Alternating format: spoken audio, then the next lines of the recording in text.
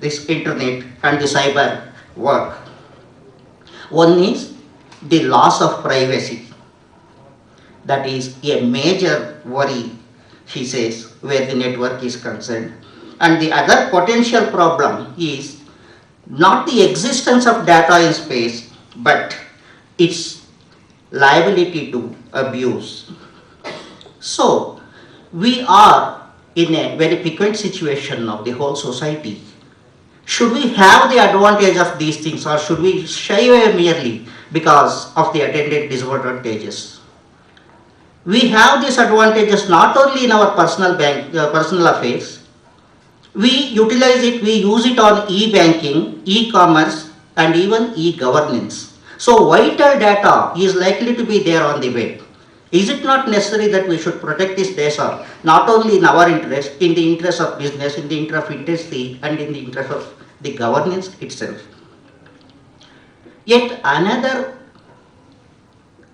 worst situation is that the efficacy of all this system is easily available to terrorism. How can we prevent this is one thing. Suppose the terrorists are to be allowed to utilize, make use of this utility. How are we to control it? Unless we are giving the law enforcement absolute powers. If absolute powers are given, should there not be any safeguards so that it is not transgressed into the private domain? These are really critical and very crucial issues. So that is how this conference is concentrating on data protection, privacy rights, and data protection in cyberspace. And this gray area, which I have just tried to explain, needs a serious study and regulation. We no doubt have laws to regulate these things. That is now contained only in the provisions of the Information Technology Act 2000. Thinking is going on how to improve the law in terms of improvement and coverage. But in the meantime, we are faced with another piquant situation.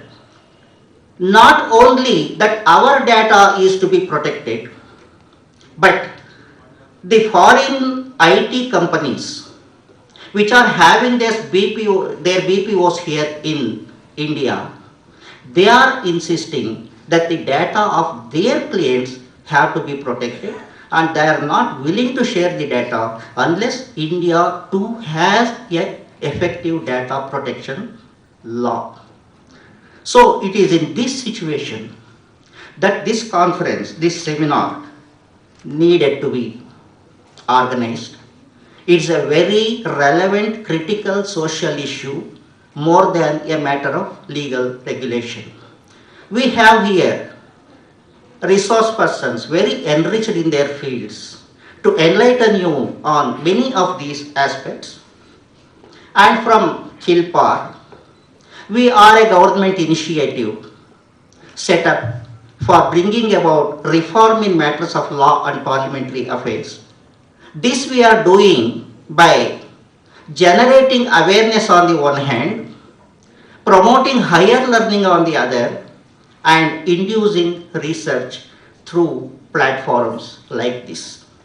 And equally, we have joined hands with the Digital Society Foundation of India, of which the president of the event is the chairman.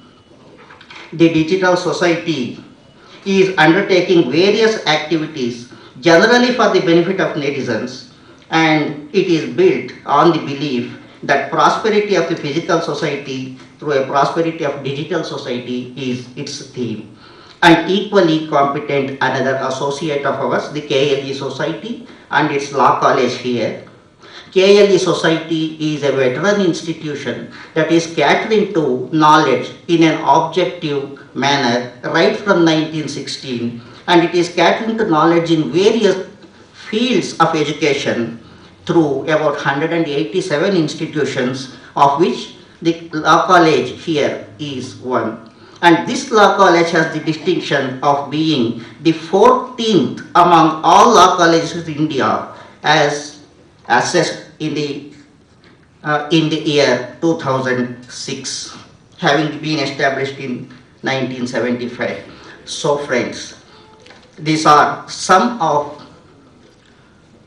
the preliminary requisites that we needed to go into before we get into the regular business. And I thank the organizers for giving me this opportunity to explain these few preliminary things to you. And I thank the Honorable Minister for putting up with me before the inauguration. Thank you all. Thank you, sir.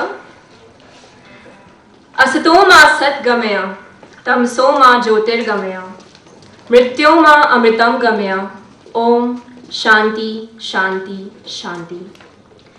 Lead us from unreal to real. Lead us from darkness to light.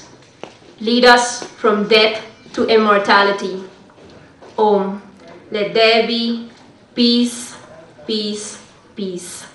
I now request Honorable Shri S. Suresh Kumar, Minister of Law, Justice, Human Rights, Parliamentary Affairs and Legislation, sir, to kindly inaugurate today's program by lighting the lamp. I also request the other dignitaries on dais to join their hands in carrying out the propitious inauguration mark.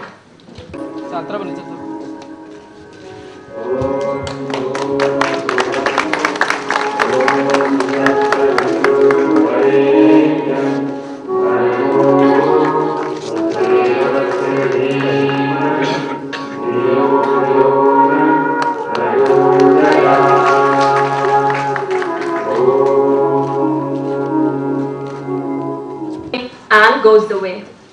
It gives me immense pleasure to call upon the dais Shri S. Suresh Kumar, Minister for Law, Justice, Human Rights, Parliamentary Affairs and Legislation, to please step up and oblige us with his revered words. So.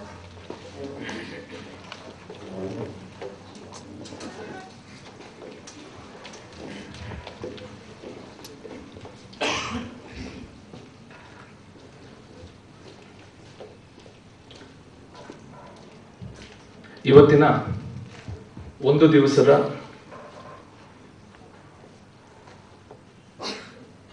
ಸಮಾವೇಶ privacy rights and data protection cyber space ಇದರ ಬಗ್ಗೆ ಒಂದು ರಾಷ್ಟ್ರೀಯ ಮಟ್ಟದ ಸಮಾವೇಶದ ಈ ಉದ್ಘಾಟನಾ ಕಾರ್ಯಕ್ರಮದಲ್ಲಿ ಈಗ ತಾನೇ ಪ್ರಾಸ್ತಾವಿಕ ನುಡಿಗಳನ್ನ ನುಡಿದ Karnataka institute for law and parliamentary reforms ಅದರ ಪ್ರಥಮ ನಿರ್ದೇಶಕರಾದ ಶ್ರೀ ಜಿ ದಕ್ಷಿಣಾಮೂರ್ತಿಯವರೇ, ಇವತ್ತಿನ ಈ ಉದ್ಘಾಟನಾ ಸಮಾರಂಭದ ಅಧ್ಯಕ್ಷತೆ ವಹಿಸಿರುವ ಡಿಜಿಟಲ್ ಸೊಸೈಟಿ ಫೌಂಡೇಶನ್ ಆಫ್ ಇಂಡಿಯಾದ ಅಧ್ಯಕ್ಷರಾದ ಶ್ರೀ ವಿಜಯಶಂಕರ್ ಅವರೇ, ನಾವಿಯವರೇ, ಈ ಕಾರ್ಯಕ್ರಮದಲ್ಲಿ ಉಪಸ್ಥಿತರಿರುವ ಕೇಲಿ ಸೊಸೈಟಿ ಲಾ ಕಾಲೇಜಿನ ಪ್ರಾಂಶುಪಾಲರಾದ ಶ್ರೀ ಜೆ ಎಂ ಮಲ್ಲಿಕಾರ್ಜುನಯ್ಯನವರೇ, ಉಪಸ್ಥಿತರೆಲ್ಲ ಆತ್ಮೀಯರೇ, ಈ ಕಾರ್ಯಕ್ರಮಕ್ಕೆ ರಾಜ್ಯದ ಮುಖ್ಯಮಂತ್ರಿಗಳು ಬರಬೇಕಿತ್ತು. ಕಾರಣಾಂತರಗಳಿಂದ ಅವರು ಬರಕ್ಕಾಗದೇ ಇರೋದಕ್ಕೋಸ್ಕರ ತಮ್ಮ ವಿಷಾದವನ್ನು ತೋರಿಸಿದ್ದಾರೆ. ನಾವೆಲ್ಲ ಕಡೆ ಡಿವೈಡೆಡ್ ಸೊಸೈಟಿ ನೋಡ್ತಾ ಇದ್ದೀವಿ. ಇವತ್ತು ಡಿಜಿಟಲ್ ಸೊಸೈಟಿ ಬಗ್ಗೆ ಕಾರ್ಯಕ್ರಮ ನಡೀತಾ ಇರೋದು ಬಹಳ ಸಂತೋಷದ ವಿಚಾರ. ಎಲ್ಲರೂ ಡಿವೈಡೆಡ್ ಸೊಸೈಟಿ ಬಗ್ಗೆನೇ ಮಾತಾಡೋದು ಜಾಸ್ತಿ ಆಗಿದೆ. ಇಂಥ ಒಂದು ಸಮಾರಂಭದಲ್ಲಿ ನಾನು ಕೆಲವು ಮಾತುಗಳನ್ನ ತಮ್ಮ ಮುಂದೆ ಪ್ರಸ್ತುತಪಡೋಕ್ಕೆ ಇಷ್ಟಪಡ್ತೀನಿ. Friends, this seminar is organized to mark the Digital Society Day of India, falling on 17th October. Formal celebration of the day started from October 17, 2006 at Bangalore under the banner of Digital Society Foundation of India, a trust founded by Mr. Navi with few others. On October 17, 2006, in a simple function at Bangalore, Honorable Judge of the High Court of Karnataka, Justice N. Kumar, formally declared the day's celebration as the Digital Society Day's celebration. Since then, on this anniversary day, Digital Society Foundation is conducting some programs of relevance to the digital society. Today's seminar is one such program. For the first time in the country, electronic documents became recognized in law in India with the enactment of the Information Technology Act 2000, which came into being from October 17, 2000. The program is being held to commemorate this event. Before October 17, 2000, there were people who used electronic documents for correspondence and communication. Indian legal system did not provide any recognition for the electronic document. In other words, e-business had to be conducted in the digital society without the backing of law.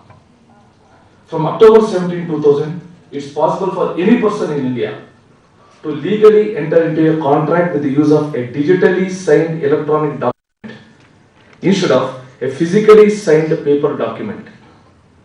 Therefore, it marks the birth of the legally recognized digital society in India. All those who are taking to converse, correspond, and conduct affairs over the internet constitute a society today. When we think of this society, the striking factor is the change we are observing in the form of increased use of internet in every aspect of our life, especially business and industry. Its members constitute the citizens taken to communicating on internet. They are symbolically called netizens. Anyone with access to internet may take advantage of a wide variety of communication and information retrieval methods. These methods are constantly evolving. The birth of the Indian digital society has irrevocably redefined progress and development in the country. While one dimension of the digital society is the prosperity faced with e-commerce, e-banking, and e-governance, the other dimension of the digital society is the dimension of cyber crimes and increasing use of cyberspace for committing crimes in the physical society. The IT Act 2000 is seen at the core of the development. IT industry also speaks of its responsibility to its clientele in privacy protection under the banner of data protection. There were and perhaps still there are many shortcomings in the IT Act 2000. The netizens are still searching for a safer cyberspace with more effective cyber laws. There are certain crimes recognized in cyberspace transactions so that business on the electronic world could feel secure in an environment recognized in law. In discharging the function of controlling cyber crimes, law enforcement also encounters the human rights activists in cyberspace in the context of privacy right protection.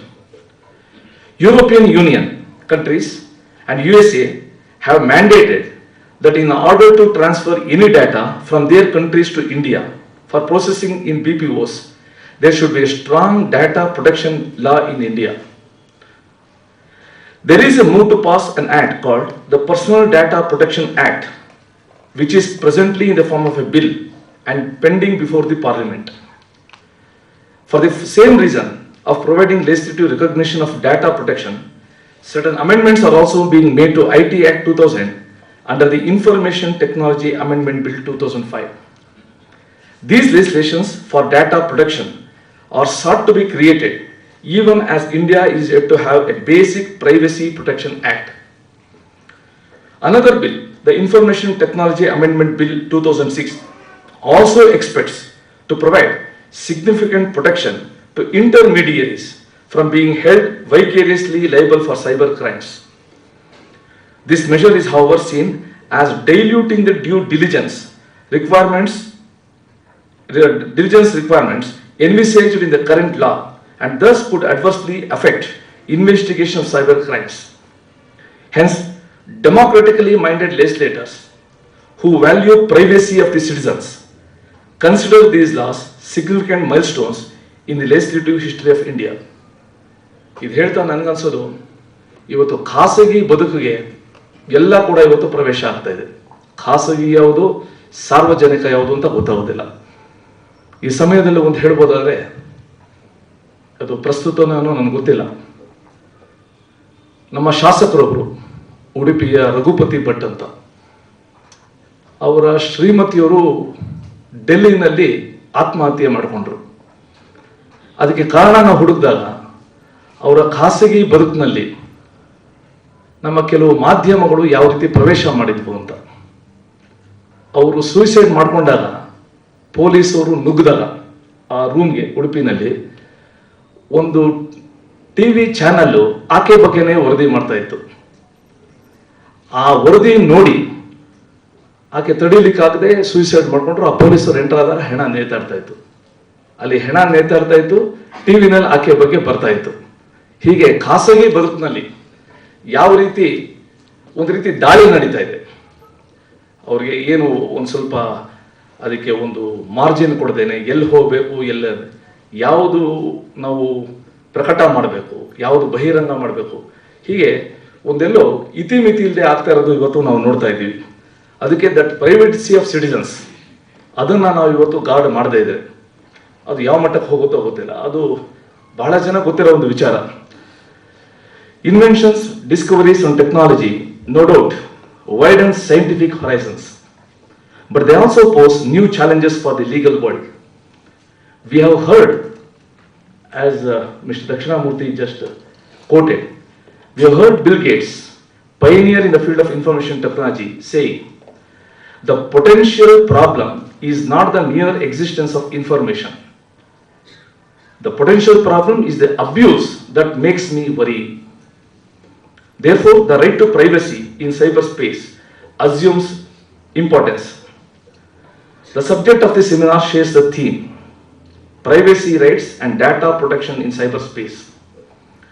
Human rights activists, the IT industry and the law enforcement machinery are all stakeholders in this legislation.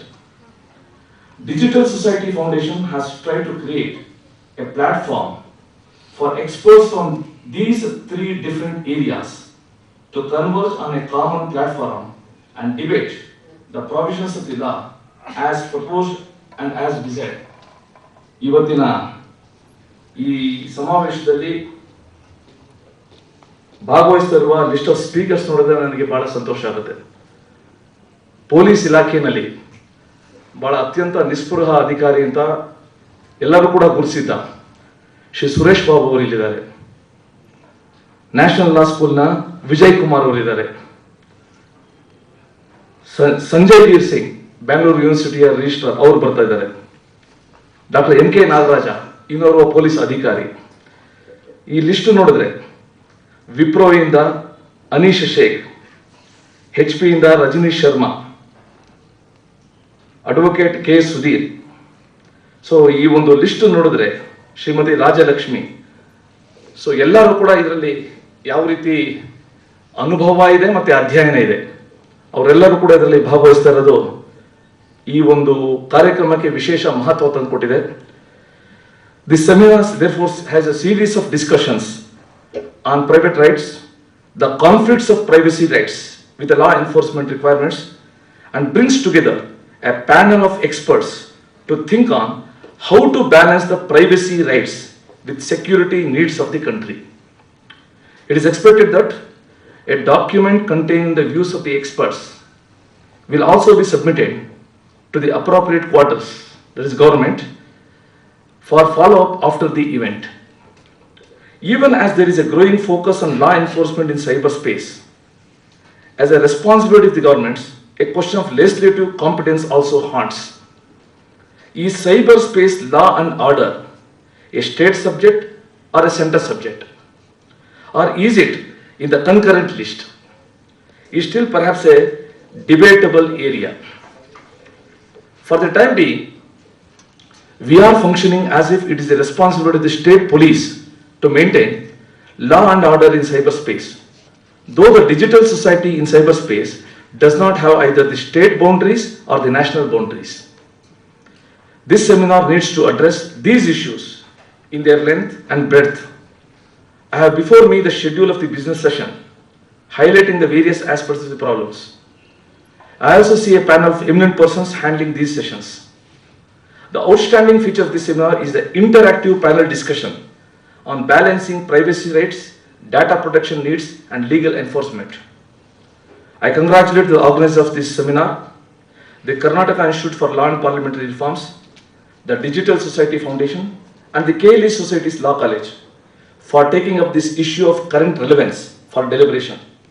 I hope this seminar will come out with fruitful discussion and a thorough analysis of the issues related to privacy rights and data protection in cyberspace, not ignoring the greater interests of the society, which is by and large ignorant of the new genre of laws like the Information Technology Act that are too technical for the common man to understand or assess their impact on common life and living in today's society. I am happy to see KILPAR in action, setting up public platforms to inform and deliberate on current issues related to law and legal system in association with other institutions of law and social change. ಇಷ್ಟೆಲ್ಲ ಒಂದು ವಿಷಯಗಳನ್ನ ಇಷ್ಟೆಲ್ಲ ಪರಿಣಿತರನ್ನ ಒಳಗೊಂಡ ಇವತ್ತಿನ ಸಮಾವೇಶ ಯಾವ ಸಮಸ್ಯೆಗಳನ್ನ ಎದುರಿಸ್ತಾ ಇದ್ದೀವಿ, ಒಂದು ರೀತಿಯ ಆತಂಕನ ಎದುರಿಸ್ತಾ ಇದ್ದೀವಿ, ಅದಕ್ಕೆ ಪರಿಹಾರ ಒದಗಿಸೋದಕ್ಕೆ ಒಂದು ಸಮಗ್ರ ಒಂದು ಚಿಂತನೆ ನಡೀಬೇಕು. ಆ ಚಿಂತನೆಯ ಮೂಲಕ ಒಂದು ನಿಜವಾದ ಪರಿಹಾರ, ಒಂದು ನಿಜವಾದ ದಿಶೆ ದೊರಕಲಿ ಅಂತ ಆಶಿಸಿ ನಾನು ಈ ಮಾತುಗಳನ್ನ ಮುಗಿಸ್ತೀನಿ. ನಮಸ್ಕಾರ.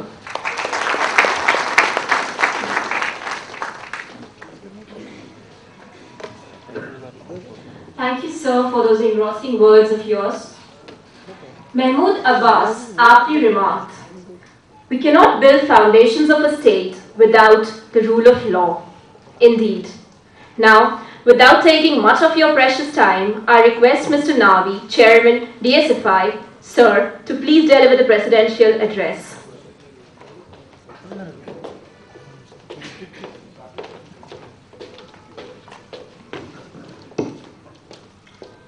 Respected Honorable Minister, Mr.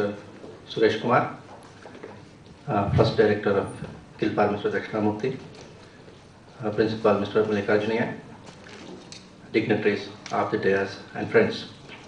It is indeed a privilege to participate in this occasion, which we have tried to pursue as a day on which some awareness has to be created in the society that IT Act 2000 was a very important legislation. It was a landmark legislation because it created a new system in our society. Now, having created that through a process of legislation, we need to endeavor that this society is a responsible cyber society. So our objective is to develop a responsible cyber society. The government can pass legislations, but who will make it effective? It is people like us.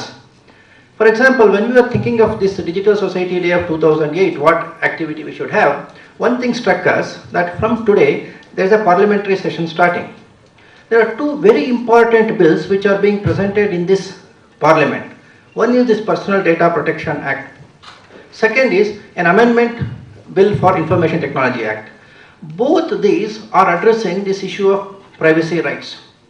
In fact, for the last couple of years, NASSCOM and IT industry has been after the government for a legislation called Data Protection Act because it was necessary to get business from UK and other countries. In the absence of the law, each company now today enters into a separate agreement with its vendor and tries to manage the situation, but it was necessary for a legislation of the kind which is normally called Data Protection Act. So this was an industry move which has resulted in the draft bill being prepared. But at the same time, we know that many requirements of the industry were already met by Information Technology Act. Today, if somebody steals data, he is always punished under Information Technology Act. What was lacking in India was a guaranteed right to the individual towards privacy. All of you have heard of Right to Information Act, how successful it has been. Similarly, when private information of a citizen is with another entity, what right he has got to ensure that first of all it is accurate. Sometimes we may not, in the countries like India where terrorism is so rampant, we cannot say that our information cannot be given to the government or any